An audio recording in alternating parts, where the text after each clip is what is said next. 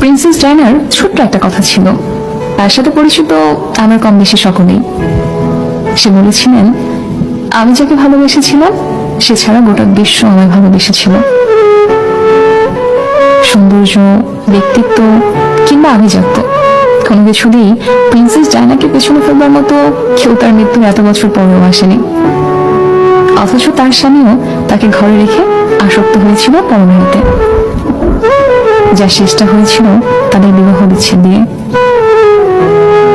তোমরা অনেকেই বলো না, গুছিয়ে না চললে, নিজেকে সাজিয়ে না রাখলে পুরুষ হাতছাড়া হয়ে যায়। আসলে এটা পুরোপুরি মিথ্যে, বুঝলে?